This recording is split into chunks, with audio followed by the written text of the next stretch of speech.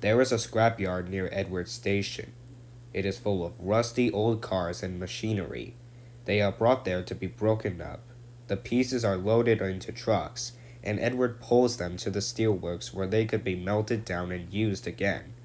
One day, Edward saw a traction engine in the yard. "Hello," he said.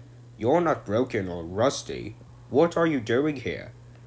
"I'm Trevor," said the traction engine sadly. "They're going to break me up next week." "What a shame," said Edward.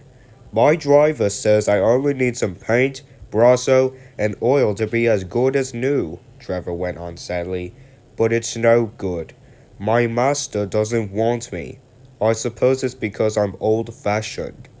Edward snorted indignantly. "People say I'm old-fashioned, but I don't care. The Fat Controller says I'm a useful engine.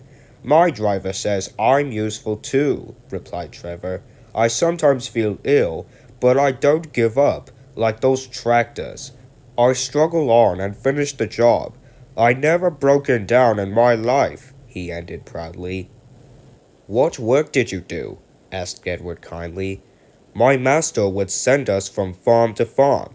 We threshed the corn, hauled logs, sawed timber, and in lots of other work we made friends at all the farms, and we saw them every year. The children loved to see us come. They followed us in crowds and watched us all day long. My driver would sometimes give them rides." Trevor shut his eyes, remembering. "I like children," he said simply. "Oh, yes, I like children." "Broken up! What a shame! Broken up! What a shame!" clanked Edward as he went back to work. "I must help Trevor. I must." He thought of all the people he knew who liked engines. Edward had lots of friends, but strangely, none of them had a room for a traction engine at home. "It's a shame! It's a shame!" he hissed as he brought his coaches to the station. Then he whistled. "Why didn't I think of him before?" Waiting down on the platform was the very person.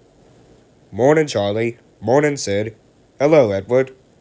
"You look upset. What's the matter, Charlie?" he asked the driver. "There was a traction engine in the scrapyard, Vicar. He'll be broken up next week. And it's a shame. Jem Cole says he never drove a better engine. Do save him, sir. You got room, sir?" "Yes, Edward, I have room," laughed the vicar. "But I don't need a traction engine. He'll saw wood and give children rides. Do buy him, sir, please." "We'll see," said the vicar, and climbed into the train.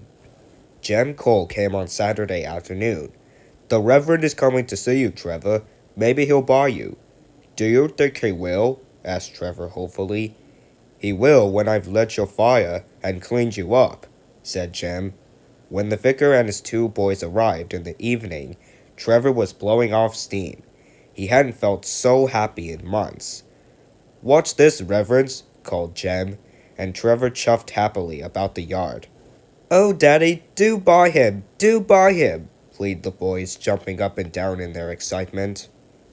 "Now I'll try," and the vicar climbed up beside Jem. "Show your paces, Trevor," he said, and drove him about the yard. Then he went into the office and came out smiling.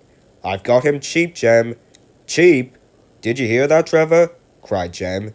"The Reverend has saved you, and you'll live in the vicarage now," whistled Trevor happily. "Will you drive him home for me, Jem? And take these scallywags with you. They won't want to come in the car when there's a traction engine to ride on." Trevor's home in the vicarage orchard is close to the railway, and he sees Edward every day. His paint is spotless, and his brass shines like gold. He saws firewood in the winter, and Jem sometimes borrows him when a tractor fails.